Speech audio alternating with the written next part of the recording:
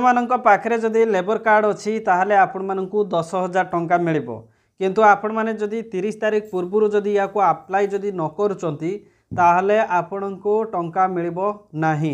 ठीक अछि तेणु आपण माने ई स्कॉलरशिप जदि अप्लाई करिया पई चाहुचंती ताहले ए वीडियो को आपण संपूर्ण देखंतु एवं आपण जदि 10,000 टंका जदि पाया पई चाहुचंती लेबर कार्ड माध्यम रे ताहले देखंतु आपण माने ई स्कॉलरशिप निश्चित भाव में पाई परिबे एवं 10,000 टंका आपन को मिलिबो किंतु यार लास्ट डेट रही 30 तारिख। ठीक अच्छे केमिति अप्लाई करेंगे तार कंप्लीट इनफॉरमेशन मु आपण मानकु देबी एवं निश्चित भाव में जानीपारे ये भिडियोटी बहुत स्पेशल रहिबो समस्त श्रमिक भाई मानक पई रहिबो। देखंतु आजिका डेट रे समस्त पाखरे लेबर कार्ड रही किंतु जो माने कि सठिक इनफॉरमेशन पाई पारंती नहीं लेबर कार्ड थाई कि मध्य सरकार को पाखरु विभिन्न प्रकार सुविधा सुजोग से माने पाई पारंती नहीं केवल इनफॉरमेशन पाई पारंती नहीं जहाँ फल से माने कौनसी सुविधा सुजोग पाती नहीं। तेणु मु आज आपण मानू कहबी लेबर कार्ड माध्यम रे आपण केमिति 10,000 टंका पाइबे एवं 30 तारिख यार लास्ट डेट रही। आसतु वीडियो को आम स्टार्ट करवा। जो बाप माँ पाखरे बा जो श्रमिक भाई मान पाखरे लेबर कार्ड रही सेमाने लेबर कार्ड माध्यम रे टंका पाइबे 10,000 टंका किंतु कौन योजना माध्यम रे पाइबे निर्माण श्रमिक कल्याण योजना माध्यम रे पाइबे। देखंतु आपणक घरे जदि पिला माने पाठ पढ़ुचंती किंतु पाठ पढ़ा पई टंका साजुची बाधक तेणु आपण माने आउ व्यस्त होतु नाही आपण को टंका मिलिबो से होची निर्माण श्रमिक कल्याण योजना माध्यम रे तेणु आपण माने निश्चित भाव में ये टंका आपण माने पाई परिबे।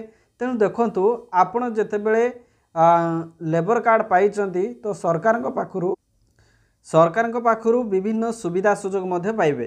तो देखंतु मो गोटे स्कॉलरशिप नहीं कि आछि जो योजना माध्यम रे देखंतु निर्माण श्रमिक कल्याण योजना माध्यम रे आपणक पिला माने जदि आपणकर पिला जदि 10वीं श्रेणी रे पास करिकी जदि 90% बा ताठ जदि अधिक मार्क जदि रखु थाए ताले ताकू वन टाइम 10,000 टंका मिलिबो। मने रखंतु 10,000 टंका मिलिबो जदि 10वीं श्रेणी जदि पास करिसंती।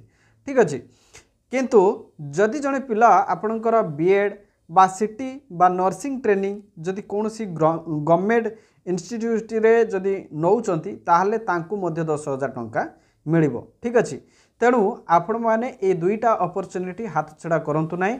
जदि आपणक पिला 10वीं श्रेणी रे 90% एवं मार्क रखिचंती एवं आपणकर लेबर कार्ड टी रहिछि तेणु आपण ए स्कॉलरशिप को अप्लाई करी 10,000 टंका एकाथरे पाइबे। जदि आपणकर पिला बीएड बा सिटी बा नर्सिंग ट्रेनिंग जदि नौचंती कोनसी गवर्नमेंट अनुष्ठान रे ताहले देखंतु तांको भी मध्य प्रति वर्ष 10,000 टंका तांको मिलिबो। ठीक अछि तेणु ये अपॉर्चुनिटी आपण माने हाथ छड़ा करंतु नाही।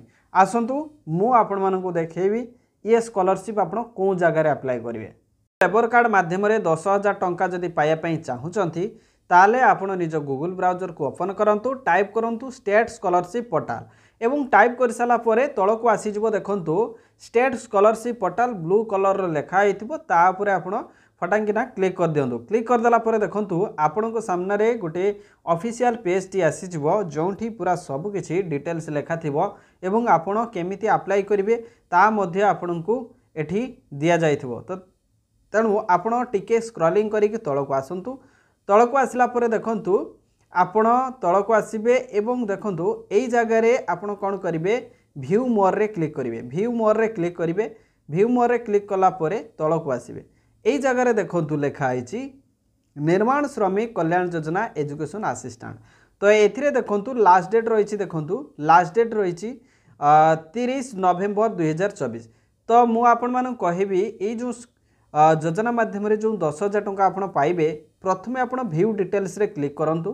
क्लिक कला परे आपण माने जानि परिबे जो पिला माने 2023-24 सेशन रे 10वीं श्रेणी रे मैट्रिक रे 90% एवं मार्क रखिथिले बा ताठू अधिक रखिथिले सेही पिला माने ही आवेदन करि परिबे बा 2023-24 सेशन रे जो पिला माने सिटी बीएड नर्सिंग ट्रेनिंग जदि नौचंती ताहले सेही पिला माने जदि निर्माण श्रमिक कल्याण योजना रे जदि आवेदन करि नाहंती ताहले से माने आवेदन करि परिबे। काहे कि ना एठी 2023-24 सेशन रो दिया जायछि किंतु आपण माने भाबुथबे जे ये तो होची 2024-25 सेशन तेणु आमको कौन मिलबनी किंतु मिलिब या परे आपणकर आसीजिवो 2024-25 सेसन जो निर्माण श्रमिक कल्याण योजना माध्यम आपण माने स्कॉलरशिप पाई परिबे योजना माध्यम टंका मध्य पाई परिबे पिला मानकु पाठ पढ़ाया पाई। तो निश्चित भाव में आपण माने ये वीडियो को शेष पर्यंत देखंतु। तेणु ये 2023-24 सेसन जो पिला माने रही जाइथिले जो माने कि निर्माण श्रमिक कल्याण योजना रे आवेदन करि नाहंती सेथिपई सरकार याकू तारीख घुंचई घुंचई चली। तेणु देखंतु यार शेष तारीख होउची देखंतु एठी लिखाई लास्ट डेट टू अप्लाई 30 नवेम्बर 2024। तेणु एई मास 30 तारीख सुधा आपण माने याकू आवेदन करि परिबे। तापरे आउ हेबो नाही जदि डेट एक्सटेंशन हैला ताहले आपण माने आवेदन करिवे। तो देखंतु वर्तमान याकू अप्लाई करिया पई जेते बेले आपनकर डॉक्यूमेंट कोन दरकार आधार कार्ड देखंतु एठी आधार कार्ड आपनकर रहिबो student copy of passbook bank account with account information जोटा कि पूरा अकाउंट नंबर आईएफएससी कोड तापर देखंतु आपनकर कोन रहिबो ना पासपोर्ट साइज फोटो मार्कशीट जो लास्ट एग्जामिनेशन रो मार्कशीट रहिबो ये सब देबे। ठीक अछि ये सब देला परे आपनकर डॉक्यूमेंट सेक्शन कंप्लीट हबो। तापर देखंतु मो आपण मन कहि दउची आपण याको अप्लाई करिया पई हेले प्रथमे आपण कोन करिवे ना टिके तळको आसी कि आपण ए जो अप्लाई नाउ जो दिया आइची ता ऊपर आपण क्लिक करिवे। ता ऊपर क्लिक करी के आपण आईडी पासवर्ड जदि आपण आगरु जदि स्टेट स्कॉलरशिप पोर्टल रे जदि आपण स्कॉलरशिप पके चंती ताहले निजर मोबाइल नंबर एठी दे देबे सॉरी आधार नंबर दे देबे एवं तळे निजर पासवर्ड दे देबे जो पासवर्ड की आपण आगरु स्कॉलरशिप पकेइथिले सेही पासवर्ड जो सेट करी रखिथिले सेही पासवर्ड एठी देई कि आपण लॉगिन कर परिबे। आउ एठी मैथ दिया आइछि ताकू सॉल्व करी के एई बॉक्स रे लिखि दे कि आपण कोन करिवे ना लॉगिन सेक्शन रे क्लिक करिवे। ठीक अछि तो या को क्लिक करी कि आपण माने ए स्कॉलरशिप को आवेदन कर परिबे। जदि आपण आदु आवेदन करि नाहंती बा आपण को पाखरे अकाउंट नाही ताले रजिस्टर नाउ रे क्लिक करंतु। रजिस्टर नाउ रे क्लिक कला परे देखंतु एठी टर्म एंड कंडीशन को भलो भाबरे पढ़ देबे बॉक्स रे टिक चिन्ह मार देबे प्रोसीड ऊपर क्लिक कर देबे। प्रोसीड ऊपर क्लिक कर देला परे एई भली आसी जिवो। तापरे देखंतु एठी आपण को वेरीफाई करा जिवो जेमिति कि आपनकर आइडेंटिटी पाई आधार नंबर को वेरीफाई करा जिवो। एठी आधार नंबर दे देला परे गेट ओटीपी रे आपण क्लिक कर देबे। क्लिक कर देला परे आपणकर जो रजिस्टर मोबाइल नंबर रही से रजिस्टर मोबाइल नंबर को कौन जीव ना ओटीपी जीव। जदि आपणकर मोबाइल को ओटीपी जाऊ नाही ताले आपण टिके चेक करंतु आपणकर मोबाइल नंबर टी रिचार्ज अछि कि नाही एवं सेथिरे मेसेज आसुछि कि नाही ताहा चेक कर दियंतु। तापरे आपण याको आवेदन करि परिबे। तेणु मेसेज जदि आसुथबो ताहले ठीक अछि जदि आसु नाही ताहले रिचार्ज बा इनकमिंग बा जो मेसेज रो प्रॉब्लम थिबो तेणु से सब ठीक कर सारी कि याको आधार वेरीफाई करंतु।